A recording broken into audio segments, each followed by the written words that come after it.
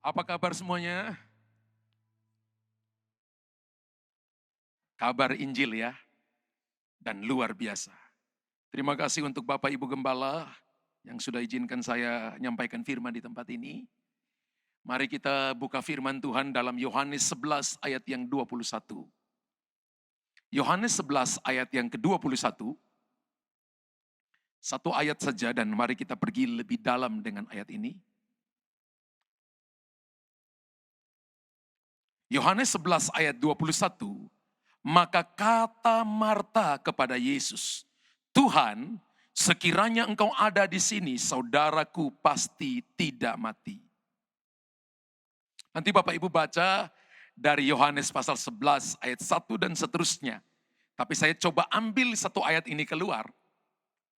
Dan ayat ini bagi saya berbicara dalam. Kalau saya taruh diri saya pada waktu itu di antara Marta dan Maria. Pada waktu itu ketika saudara mereka Lazarus sakit, mereka udah kirim kabar loh saudara. Mereka sudah kirim kabar kepada Yesus bahwa orang yang engkau kasihi itu sakit. Mereka sudah kasih kabar. Tapi saudara tahu bahwa Tuhan sengaja tinggal beberapa hari lagi sampai Lazarus mati. Bapak Ibu udah berdoa. Bapak Ibu udah rajin ibadah. Bapak Ibu sudah baca Alkitab. Bapak Ibu sudah kirim kabar, artinya berdoa. Tuhan dia sakit, tapi tiba-tiba mati. Ayat ini berkata begini, Tuhan sekiranya engkau ada di sini. Kalau kita baca sambil lalu, itu cuma sebuah kalimat biasa. Tapi ketika saya baca ayat ini, saya buat dalam sebuah tema khotbah begini. Di manakah Tuhan saat kita memerlukan kehadirannya? Di manakah Tuhan saat saya membutuhkan Tuhan? Berapa banyak kita orang Kristen pada waktu kita ada dalam masalah, pergumulan hidup, tantangan hidup. Saudara merasa sepertinya Tuhan gak ada dengan saudara. Kita merasa sepertinya Tuhan jauh daripada kita. Kita merasa seperti Tuhan tidak menjawab kita. Kita merasa seperti kita dibiarkan sendiri oleh Tuhan. Marta mengalami seperti ini. Dia katakan, andai engkau ada di sini, saudaraku pasti tidak mati. Berapa banyak Anda yang percaya bahwa Tuhan suka meninggalkan kita? Berapa banyak Anda yang tahu bahwa Tuhan itu tidak setia dengan kita? Tidak, sebaliknya dia setia dengan kita. Yesaya 49 ayat yang ke-15. Sekalipun seorang perempuan dapat meninggalkan anaknya yang disusuinya, namun sekali-kali Tuhan tidak meninggalkan umatnya. Dapatkah seorang perempuan melupakan bayinya sehingga ia tidak menyayangi anak dari kandungannya? Sekalipun dia melupakannya, aku tidak akan melupakan engkau. Pertanyaannya sederhana gini, di manakah Tuhan ketika saya memerlukan kehadirannya? Di manakah Tuhan ketika kita memerlukan kehadirannya? Marta dan Maria mereka berdoa kepada Tuhan. Tapi kenyataannya Lazarus mati. Kirim kabar kepada Tuhan. Mungkin doa puasa, tapi kenyataannya Lazarus mati. Tapi mari saya beritahukan kepada Bapak Ibu begini. Ada kalanya Tuhan tunda kedatangannya bukan berarti Tuhan tidak menjawab doa kita. Tuhan tunda kedatangannya supaya satu kali perjalanan, dua mujizat terjadi sekaligus. Yang percaya tepuk tangan bagi Tuhan Yesus. Haleluya. Tapi kita semua tidak suka dengan kata tunda. Kita maunya cepat. Tapi cara kerja Tuhan selalu berbeda dengan cara kerja kita. Kita maunya cepat, tapi ada kalanya Tuhan izinkan tertunda. Supaya Tuhan membangun sesuatu ke dalam hati kita. Supaya kita dapat nilai ilahi. Dan ketika kita dapat nilai ilahi, selalu itu tidak luntur dengan keadaan apapun. Kita selalu ingat, bahkan itu jadi berkat bagi banyak orang. Katakan amin. Pertanyaannya begini, mengapa? Karena mengapa Tuhan tidak bisa meninggalkan kita? Sekalipun kita merasa dia meninggalkan kita. Sekalipun seorang ibu meninggalkan anaknya, Tuhan berkata, aku tidak akan meninggalkan engkau. Kenapa Tuhan tidak meninggalkan kita? Alasan sederhana. Karena adalah kerinduan Tuhan untuk bersama-sama umatnya di sini. Amin. Karena sebuah kerinduan Tuhan untuk dia bersama-sama umatnya. Matius 28 ayat yang ke-20.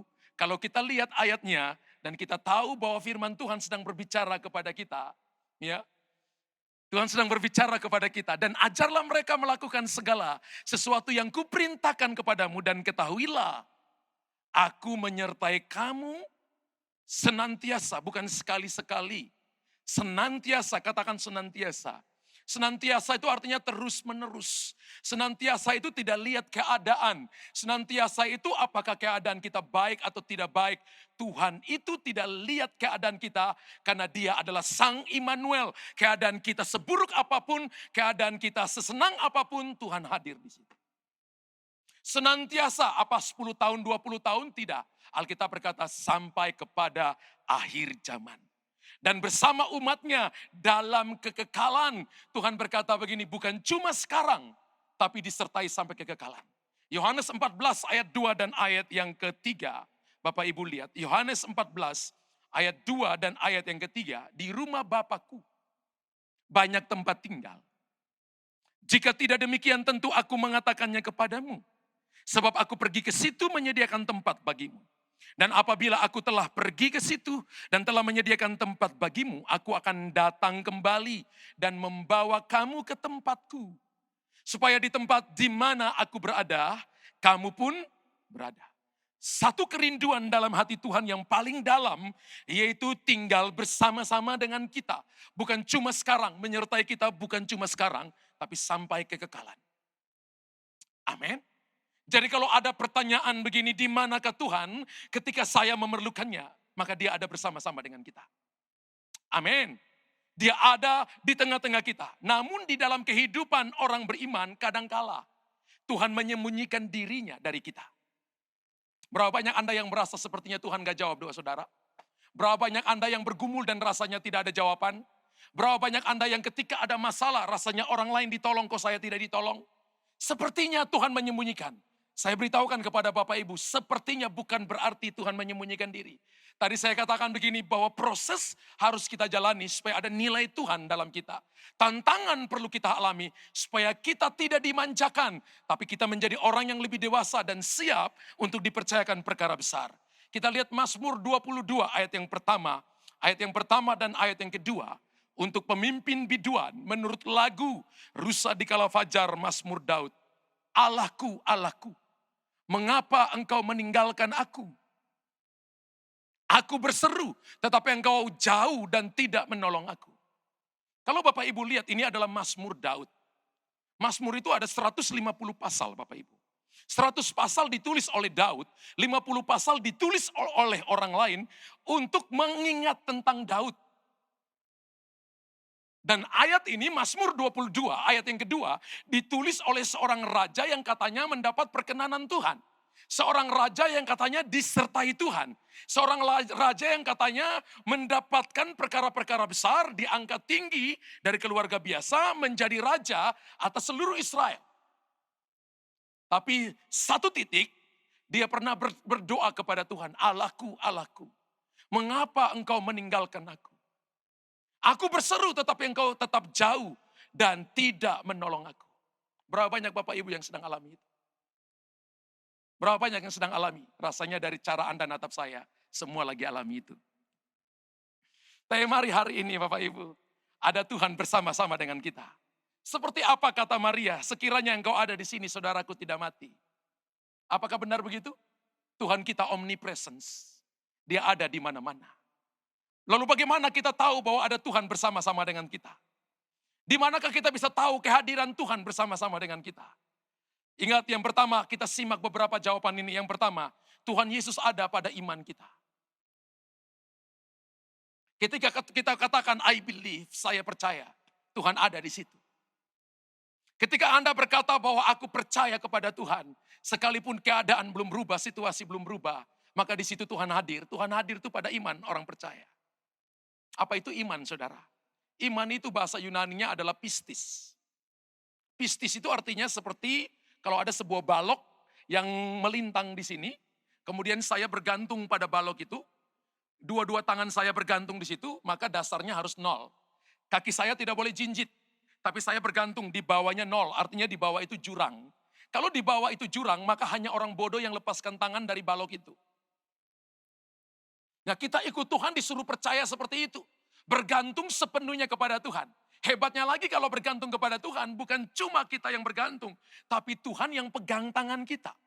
Jadi percaya itu artinya begini, bukan cuma kita bergantung kepada Tuhan, tapi Tuhan yang pegang tangan kita. Tuhan yang tuntun langkah-langkah kita. Amin. Nah, setiap orang yang beriman harus yakin bahwa Tuhan ada bersama dengan dia. Kalau kita bilang kita believe, kita bilang kita percaya, tapi kita nggak yakin bahwa ada Tuhan, maka itu bukan iman. Ibrani 11 ayat yang ke-6, ada banyak ayat yang kita buka pagi hari ini. Ibrani 11 ayat yang ke-6, tetapi tanpa iman tidak mungkin orang berkenan kepada Allah. Sebab barang siapa berpaling kepada Allah, ia harus percaya bahwa Allah ada. Itu dulu. Dan bahwa Allah memberi upah kepada orang yang sungguh-sungguh mencari dia. Katakan amin. Sekali lagi, tetapi tanpa iman tidak mungkin orang berkenan kepada Allah. Kata berkenan dalam terjemahan Alkitab bahasa sehari-hari diterjemahkan dengan kata disayang. Tanpa iman tidak mungkin kita disayang oleh Tuhan. Karena Tuhan katakan bahwa dia Bapa, kita anak-anaknya seperti Bapa sayang anaknya, demikian juga Tuhan sayang umatnya. Amin. Lalu tanpa iman tidak mungkin kita disayang oleh Bapa kita di sorga. Sebab barang siapa berpaling kepada Allah, atau barang siapa mengikuti Allah, ia harus percaya bahwa Allah ada. Berapa banyak kita yang percaya bahwa Tuhan ada? Tuhan ada melalui apanya? Melalui firman-Nya. Melalui firman itulah maka iman muncul. Ketika iman muncul maka kita tahu itu penyertaan Tuhan dalam kita. Makanya gini, ketika Bapak Ibu ada dalam masalah, maka jangan Bapak Ibu harus lari kepada firman Tuhan.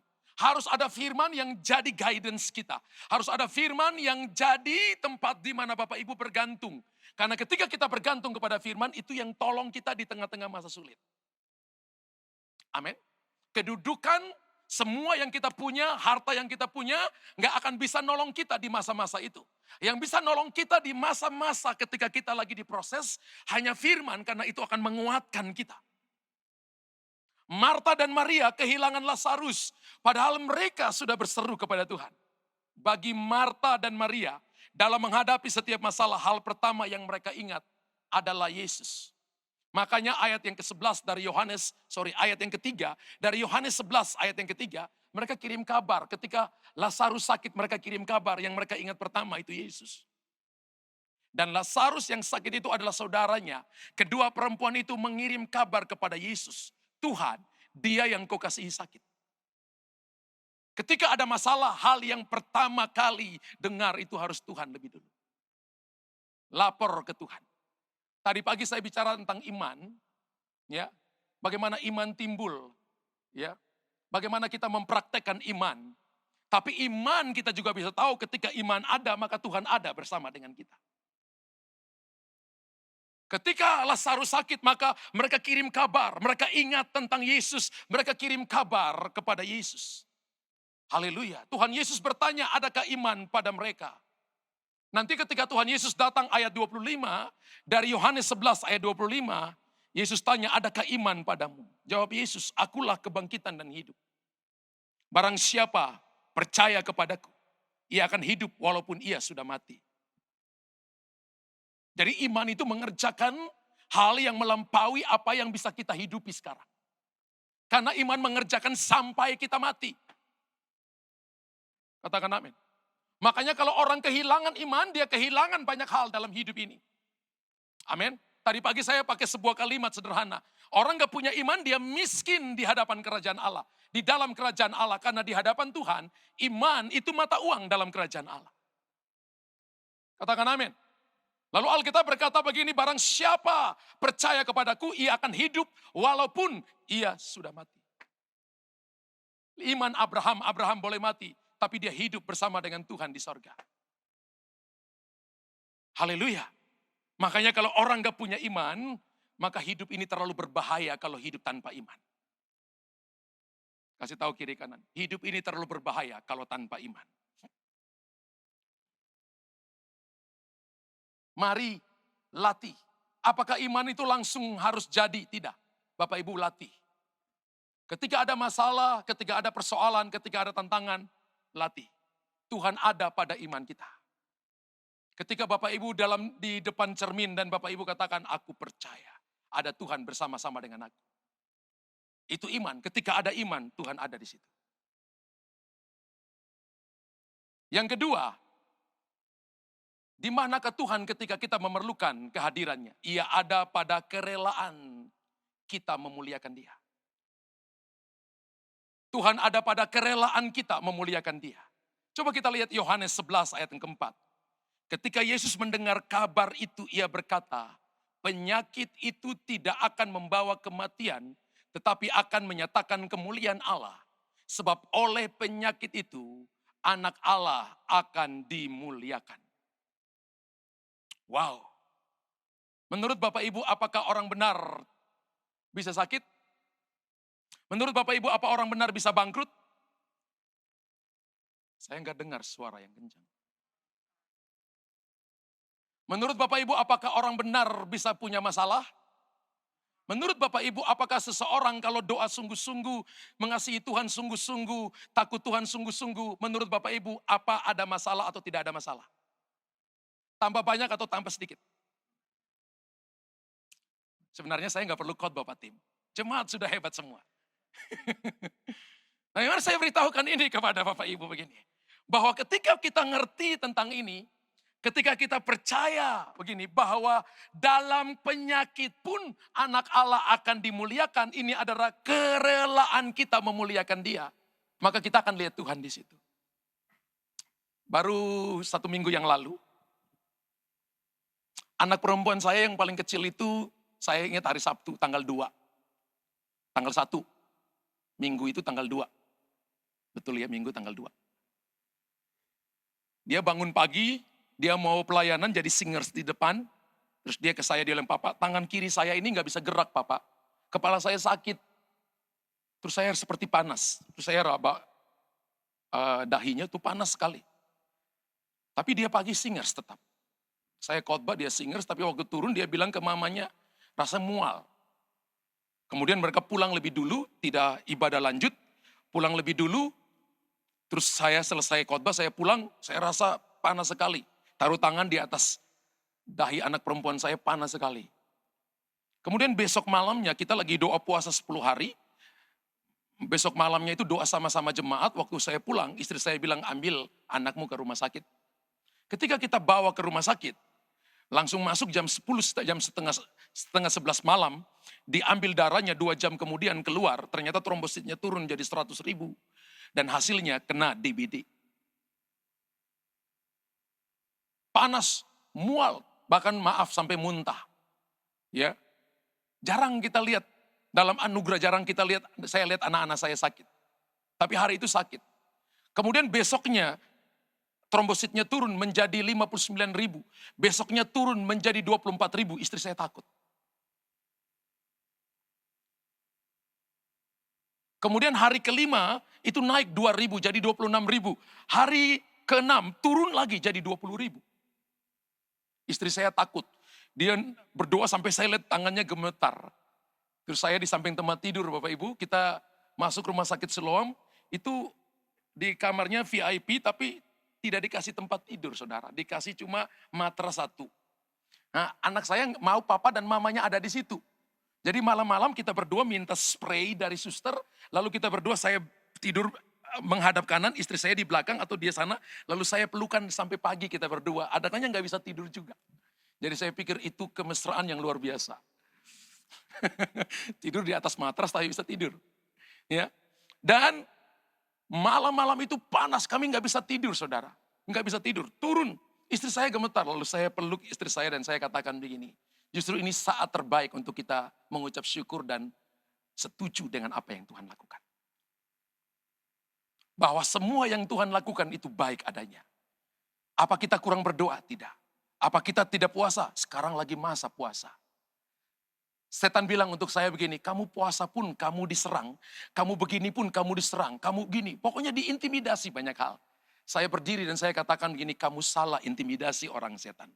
Aku berdiri sebagai hamba Tuhan dan bersyukur untuk semua yang Tuhan buat, bahwa apa yang Tuhan buat baik adanya.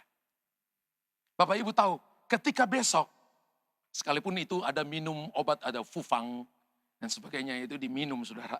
Jadi jemaat itu datang dengan obat-obat China itu semua, jadi semua diminum semua. Ya, besoknya itu langsung ketika ambil lagi trombosit naik 39.000. Besoknya lagi ambil trombosit naik 85.000. Dokter katakan boleh pulang. Besoknya lagi dipanggil orang datang ambil 300.000. Normal, saudara. Tapi makannya jadi luar biasa. Karena selama berapa hari itu ya olahraganya geleng kepala. Ayo makan, Cece, nggak mau. Goyang kepala, olahraganya geleng-geleng kepala. Dan saya katakan ini olahraga yang baik untuk turunkan berat badan.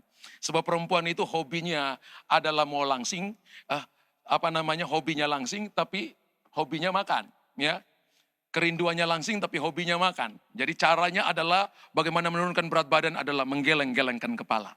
Itu olahraga yang paling murah dan paling bisa untuk menurunkan cepat berat badan dengan cepat. Menggeleng-gelengkan kepala. Setelah ditimbang berat badannya turun, Pak Tim. Turunnya tuh 6 kilo, 7 kilo. Karena nggak makan berapa hari, semua yang masuk keluar. Jadi kita bisa memuliakan Tuhan di tengah-tengah keadaan dalam waktu sakit. Kita bisa memuliakan Tuhan, setuju dengan Tuhan. Beberapa tahun yang lalu salah satu pemain penari kami di depan, mamanya itu sakit, saudara. Mamanya sakit, dan sakitnya cancer.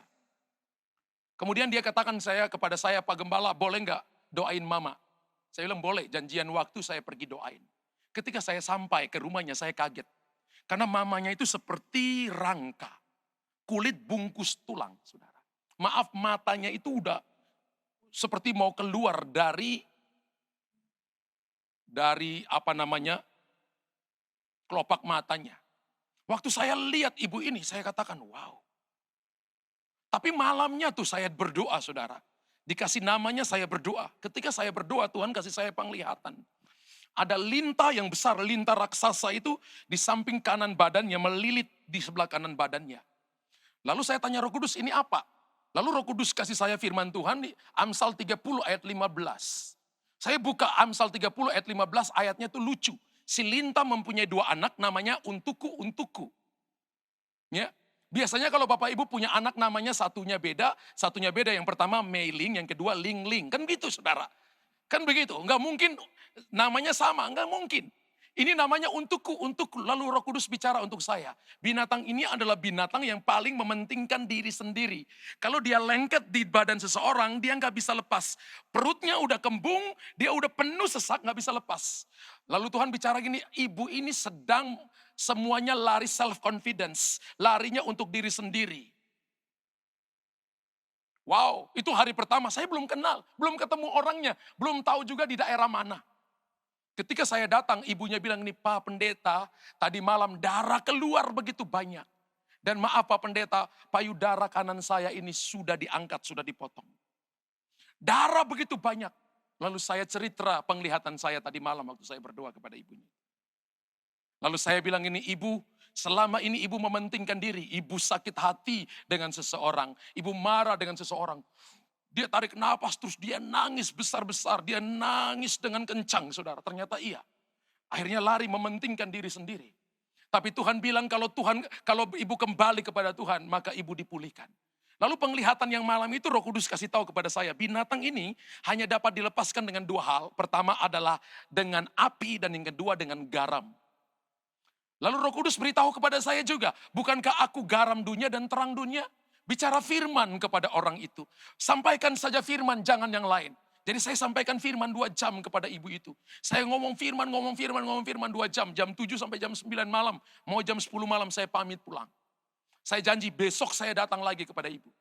Pulangnya ketika sampai di rumah saya berlutut, saya berdoa. Ketika saya berdoa, saya lihat ibu itu dililit sama ular piton, saudara. Kepala ular piton itu persis keluar di depan wajahnya.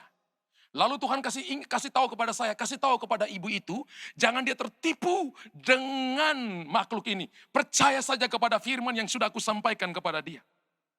Ternyata waktu saya pulang malamnya, itu orang-orang saudara-saudaranya datang berkata gini, pergi ke paranormal A, pergi ke paranormal B, ini, kamu akan sembuh. Bapak Ibu tahu paranormal itu, kalau kita belajar bahasa Indonesia dengan benar, itu para itu artinya tidak. Jadi kalau disambung itu tidak normal. Jadi kalau orang yang suka pergi ke paranormal, dia juga tidak normal. Ya. Tapi dia berkata begini, saya mau percaya firman yang disampaikan oleh Pak Pendeta. Yang tadi disampaikan kepadaku, lalu dia tolak. Besoknya saya naik, lalu dia cerita itu kepada saya. Waktu saya selidiki Alkitab, ternyata Bapak Ibu tahu begini, bahwa salah satu bentuk ketidaktaatan itu seperti tenun. Tenun itu spirit of python. Ular piton itu bukan ular yang menggigit mangsanya, tapi ular yang melilit mangsanya. Semakin Anda punya kekuatan, maka dihancurkan kekuatan itu. Sampai seluruh kekuatannya habis, baru dia telan utuh-utuh. Nah, saudara tahu ketidaktaatan itu model seperti itu. Jadi model ketidaktaatan itu begini, bahwa menunda itu salah satu bentuk ketidaktaatan. Tanpa Anda dan saya sadar, pelan-pelan kita sedang dihancurkan kekuatan kita. Jadi kita sedang dililit oleh spirit of python itu. Haleluya. Dan kemudian saudara hari ketiga, saya sampaikan firman kepada ibunya. Hari ketiga, saya minta didoain. Itu dia tinggal dengan papanya. Dan ternyata ibu ini sakit hati dengan papanya. Suaminya adalah seorang yang punya dari kepolisian, pangkatnya itu jenderal, tapi ditabrak kemudian meninggal, saudara. Jadi dia sakit hati karena ketika suaminya tahu ada benjolan kecil di dadanya, suaminya punya wanita lain. Jadi dia sakit hati. Besok hari ketiga saya doakan ibu ini.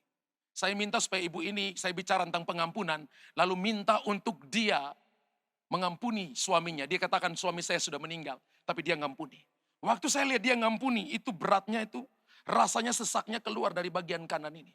Saya mengerti firman Tuhan tentang Amsal 27, ayat 1 sampai ayat yang ketiga. Batu ada beratnya, pasir ada beratnya, tapi lebih berat dari kedua-duanya adalah sakit hati terhadap orang bodoh. Itu ada ayatnya. Amsal 27 ayat 1 sampai ayat yang ketiga. Jadi kalau orang sakit hati itu seperti pikul batu yang 100 kilo, atau pikul pasir 100 kilo, di pundaknya diikat, dibawa ke kamar mandi, dibawa ke mall, dibawa kemana-mana. Terus ingat orang itu berat, saudara. Makanya Alkitab katakan sakit hati membungkukkan badan. Matius pasal 4 ayat 16 dan ayat yang ke-15. Ayat 14-15 berkata, barang siapa tidak mengampuni, Bapa di sorga tidak akan mengampuni. Tapi barang siapa mengampuni, Bapa di sorga akan mengampuni. Kalau kita mundur Matius pasal 5, kalau kamu datang persembahkan korban, teringat sesuatu terhadap saudaramu, tinggalkan dulu korbanmu, tinggalkan dulu ibadahmu, tinggalkan dulu kegiatanmu, pelayananmu, pergi berdamai dulu. Berarti berdamai bagi Tuhan, mengampuni bagi Tuhan itu penting. Karena menyangkut sikap hati kita dengan Tuhan. Ada banyak orang yang sakit karena simpan marah, simpan sakit hati. Lalu saudara, saya ingat bahwa hari ketiga waktu saya doakan ibu ini.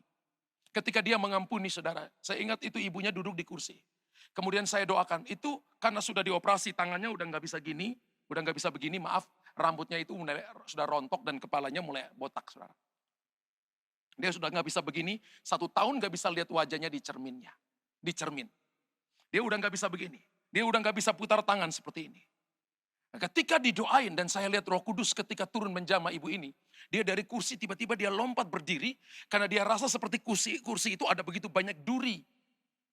Lalu dia rasa bahwa sekujur tubuhnya seperti ditusuk-tusuk dengan duri. Lalu dia guling-guling di bawah, teriak-teriak histeris-histeris. Dari semua yang dia injak dia katakan ada duri. Saya itu ketika 15 menit saya belum ngeh. Lalu saya kemudian tanya Tuhan, apa ini Tuhan? Roh Kudus katakan gini, aku sedang memperbaiki seluruh selnya yang rusak. Aku sedang menyembuhkan dia. Lalu setelah 20 menit ibunya bangun saudara. Lalu seperti orang lagi latih baris berbaris. Dia lagi baris sendiri, dia lagi putar tangannya sendiri. Dia lagi baris, seperti orang lagi baris berbaris. Dia lagi putar tangannya yang tadinya nggak bisa, diputar-putar, putar-putar seperti baling-baling helikopter. Kemudian jatuh lagi, guling-guling lagi, teriak-teriak lagi. Saya layani ibunya mungkin 1 jam model seperti gitu, saudara. Lalu ketika dia bangun, lalu terakhir dia dibaptis Roh Kudus. Ketika dia bangun, saudara, dia katakan, saya rasa ringan Pak Pendeta. Kemudian dia suruh putar tangan bisa, angkat kaki bisa berjalan bisa dan sebagainya. Saya katakan ibu harus pergi ke dokter ibu, yang operasi ibu, lalu ngecek benarkah masih ada virus kanker. 3 bulan kemudian, dia telepon saya, Pak Pendeta, saya sudah pergi ke dokter yang operasi saya. Dan hasil general check up keluar, dokter katakan bahwa saya bebas dari virus kanker. Tepuk tangan bagi Tuhan. Padahal waktu saya ketemu dia, dokter sudah katakan 3 bulan lagi meninggal. Kalau dokter katakan 3 bulan lagi meninggal, biasanya tidak sampai 3 bulan. Ini 3 bulan lagi meninggal. Ternyata dokter yang sama berkata, dalam diri ibu tidak ada virus kanker. Saya katakan, puji Tuhan ibu. Ibu sudah sehat, jangan lagi sakit hati. Dia bilang, saya tidak mau lagi sakit hati Pak Pendeta. Lalu mau tutup telepon, dia berkata kepada saya, Pak Pendeta ada yang aneh. Saya katanya, ada yang aneh apanya? Waktu dokter periksa bagian dadanya, payudaranya tumbuh kembali yang baru. Wow. Waktu saya tutup telepon, saya dalam kamar tuh ketawa, saudara. Roh Kudus tegur saya, Roh Kudus bilang, kamu gak percaya mujizatku? Kalau mobil kamu Toyota rusak, ambil ke bengkel Suzuki, pasti tambah rusak kan? Kalau kamu punya mobil Mercy, terus diambil ke bengkel Toyota, justru tambah rusak karena di bengkel Toyota tidak ada suku cadang mobil Mercy. Lalu Tuhan tanya saya, siapa yang ciptakan kamu? Saya bilang, Tuhan. Tuhan tanya kembali, menurut kamu aku punya suku cadang ada enggak? Nomor serinya juga sama enggak? Saya bilang ada, nomor serinya juga sama. Jangan heran kalau orang itu punya payudara tumbuh baru. Saya beritahukan kepada saudara, kerelaan untuk memuliakan Tuhan dalam segala hal, di situ Tuhan ada. Tahukah saudara begini, dalam kegelapan pun Tuhan ada bersama dengan saudara. Kalau kita lihat dalam kitab Ayub, Ayub berkata begini, engkau membuat pondok dalam kegelapan. Berapa banyak Bapak Ibu yang setuju dengan saya bahwa Tuhan kita adalah terang, tapi kok dia bisa buat pondok dalam kegelapan? Ingat, pondok itu bukan rumah permanen. Tapi ketika kita mengalami kegelapan, Tuhan gak biarkan kita seorang diri. Dia buat pondok temani kita. Mungkin kita gak lihat dia. Tapi hari ini kita tahu begini, dalam kerelaan kita memuliakan dia, Tuhan ada bersama-sama dengan kita dalam kegelapan sekalipun. Haleluya. Amin. Ini hal yang luar biasa yang Tuhan mau daripada kita. Coba kita lihat 1 Korintus 10 ayat 31.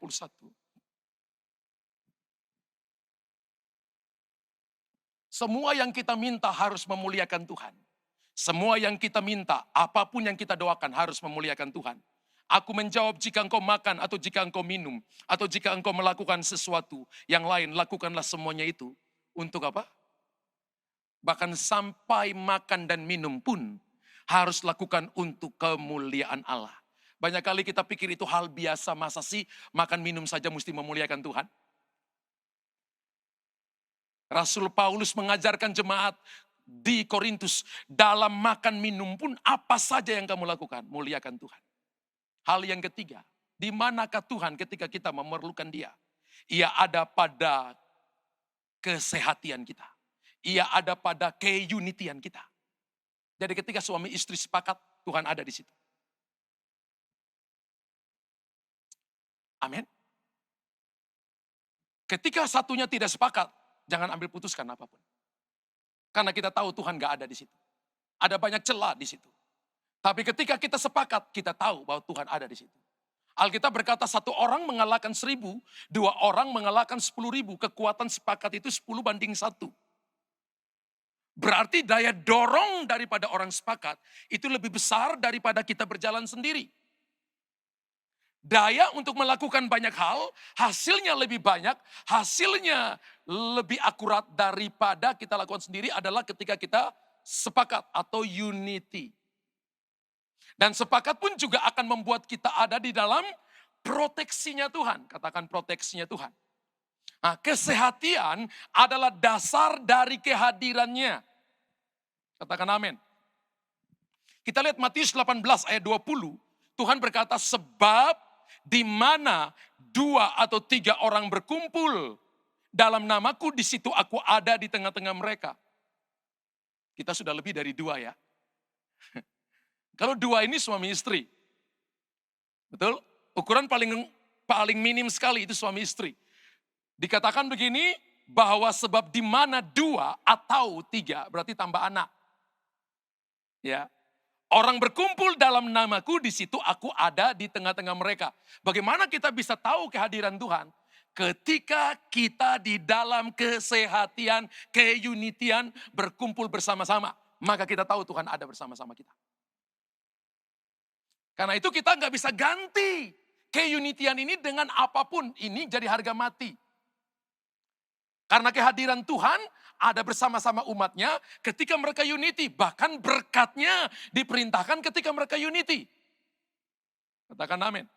Mazmur 133 ayat 1 sampai ayat yang ketiga. Bukan kesetiaan itu bukan cuma dasar dari kehadirannya, tapi kesetiaan juga adalah dasar dari berkat-berkatnya. Jangan rusakkan dasar. Kalau orang rusakkan dasar, rumah pasti roboh.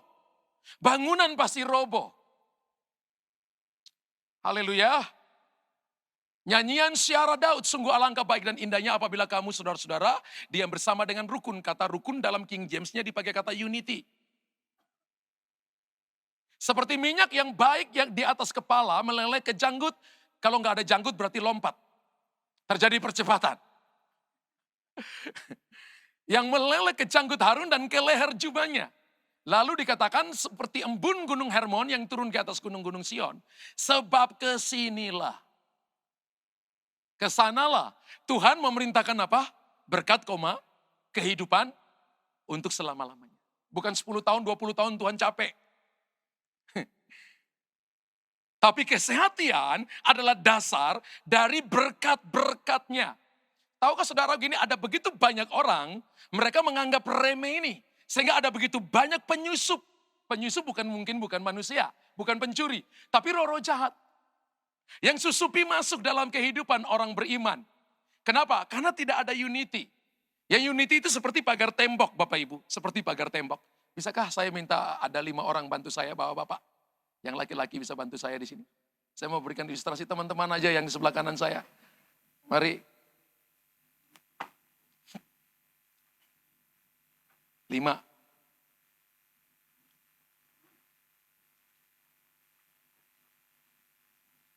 Ada Isaac. Ayo ke sini Pak. Bisa gandengan tangan, kasih ruang. Bikin lingkaran. Ke sini Pak. Agak ya, bikin lingkaran Pak. Gandengan, jangan putus. Oke, kasih lingkarannya agak gede. Andai kata ini unity Bapak Ibu, maka berat badan saya 70 kilo. Pegang yang kencang ya Bapak Ibu ya. Saya akan tabrak Anda. Ya. Kalau ini unity, kalau mereka sehati seperti ini, yang bro ini percaya bro ini percaya ini, dan ini percaya ini, namanya sehati.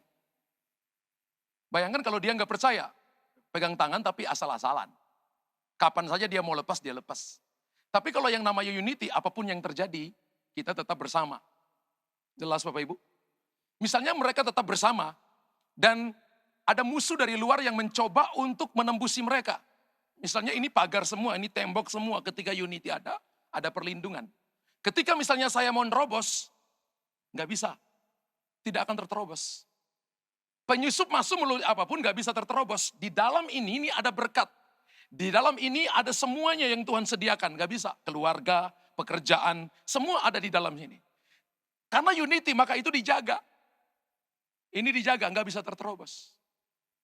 Tapi Bapak Ibu bisa bayangkan kalau yang bro ini dia gak percaya dengan Bapak ini. Ketika saya terobos, dengan enaknya saya masuk. Dikacaukan di dalam ini. Berapa banyak orang yang ketika dia katakan kita baik-baik saja. Tapi dia gak sehati dengan suami. Nggak sehati dengan istri. Anak-anak nggak dengar-dengaran dengan orang tua tanpa sadar. Ada celah untuk setan masuk. Ingat setan itu pencuri. Namanya pencuri itu tunggu celah. Pencuri datang untuk mencuri, membunuh, membinasakan. Yesus datang untuk memberinya dalam segala kelimpahan. Yohanes 10 ayat yang ke-10. Berarti setan tugasnya mencuri. Tuhan datang memberi. Salah satu bagian kita adalah bangun unity. Loh ini bangun unity bukan bagiannya Tuhan. Tuhan mau kita bangun unity supaya berkatnya terpelihara di situ. Nah misalnya mereka ketika saya di dalam, yang di luar saya juga mau keluar nggak bisa karena ada dalam proteksi Tuhan. Kenapa kita ikut Tuhan kok banyak larangan ya? Nggak boleh mabukan, nggak boleh ngerokok, nggak boleh berzina. Kenapa ya? Apa Tuhan itu terlalu otoriter? Bukan. Tuhan larang kita banyak bukan karena Tuhan otoriter, tapi supaya kita ada dalam jangkauan berkat-Nya. Halo? Amin. Tuhan bilang jangan ini, jangan ini, jangan ini bukan karena dia otoriter. Tapi dia tahu kita punya free will itu kalau tidak dikendalikan itu bablas. Makanya kalau ada unity seperti ini jaga kita. Jaga kita untuk tetap kudus, jaga kita untuk tetap benar. Sehingga berkat dilepaskan. Bapak Ibu bisa jelas? Semua yang ada di sini juga terpelihara. Nah, ketika orang bangun unity seperti itu, terima kasih tepuk tangan untuk mereka berlima. Ketika kita bangun unity ya seperti itu. Seperti itu, Bapak Ibu akan lihat hal-hal yang hebat, yang ajaib, yang akan Tuhan kerjakan. Ya, yang akan Tuhan kerjakan. Ini yang Tuhan maksudkan. Coba kita lihat lagi Matius 18 ayat 19. Kalau 2-3 orang berkumpul Tuhan hadir. Matius 18 ayat 19. Dan lagi aku berkata kepadamu, jika 2 orang daripadamu di dunia ini sepakat. Katakan sepakat. Meminta apapun juga permintaan mereka itu akan dikabulkan oleh Bapakku yang di sorga. Bapak Ibu misalnya lagi bergumul, sudah bergumul sendiri. Ajak istri sekarang, sepakat. Ada kalanya kita perlu sepakat dalam hal ketidaksepakatan. Sepakat dalam hal ketidaksepakatan itu contoh begini. Doa itu harus sepakat sekalipun saya tidak sepakat. Baca Alkitab itu harus saya sepakat sekalipun saya tidak sepakat. Tapi karena itu berhubungan dengan Tuhan, berhubungan dengan kehadiran Tuhan, saya perlu sepakat. Makanya saya buat sebuah kalimat, kita perlu sepakat dalam ketidaksepakatan.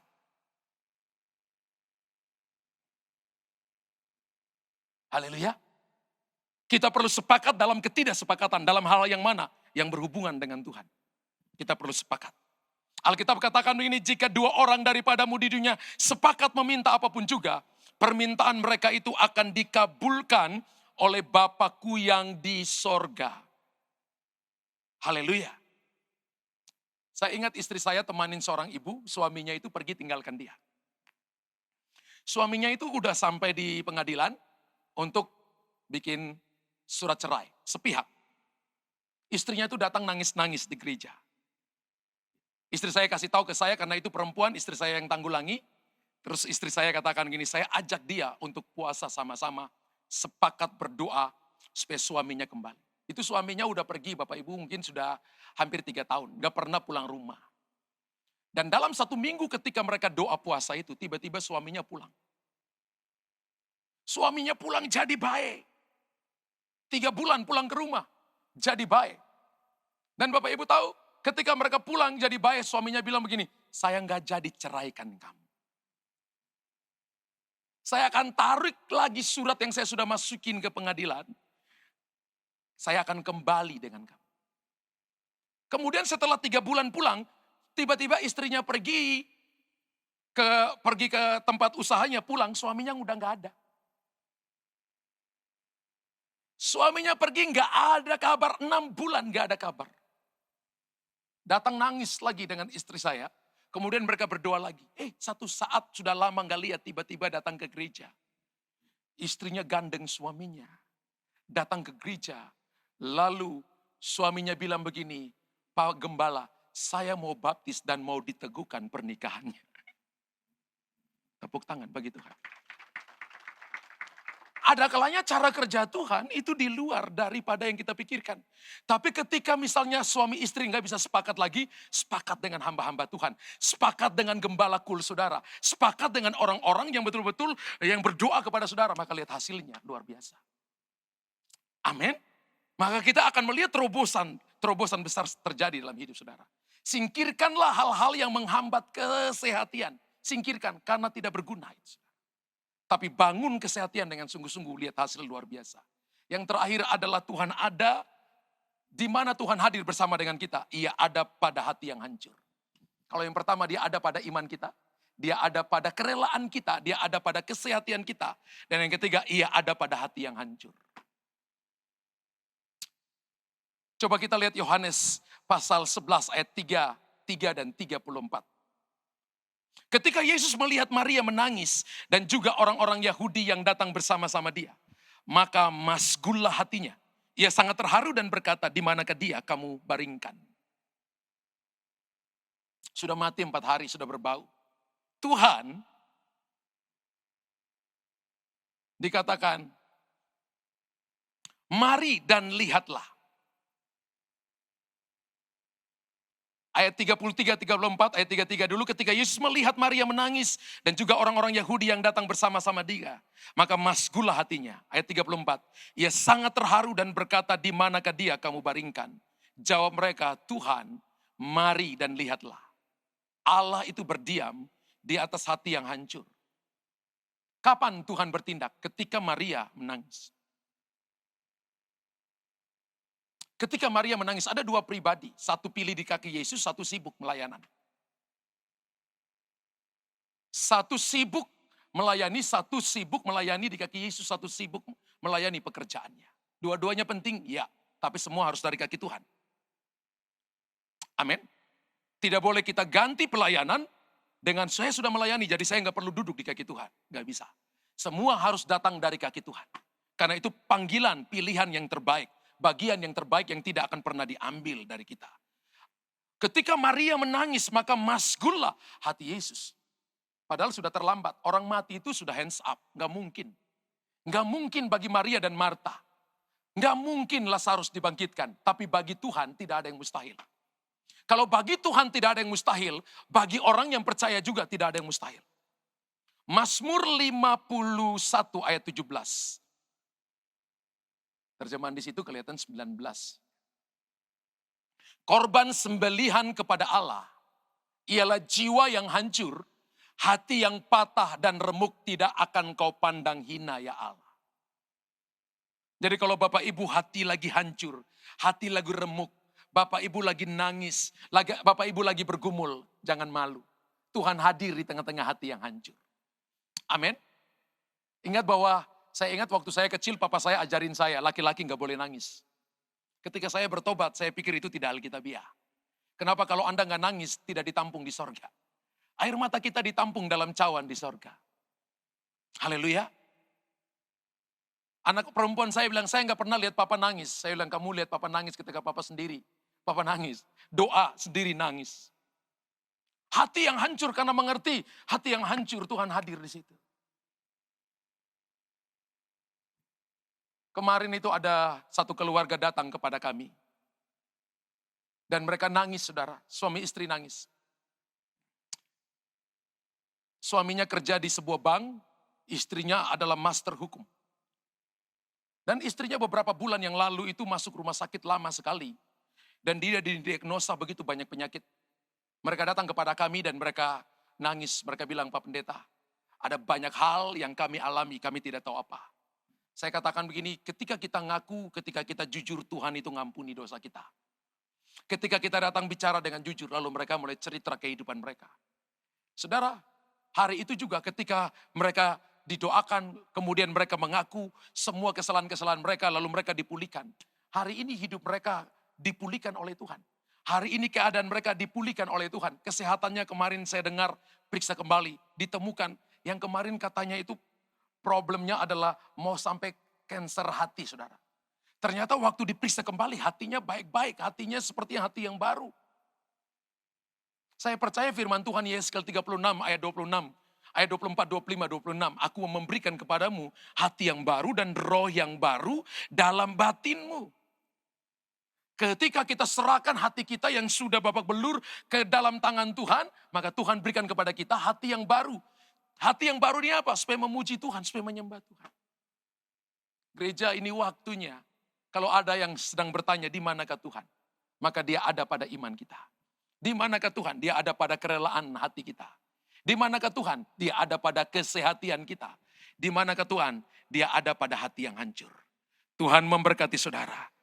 Tepuk tangan dulu bagi Tuhan.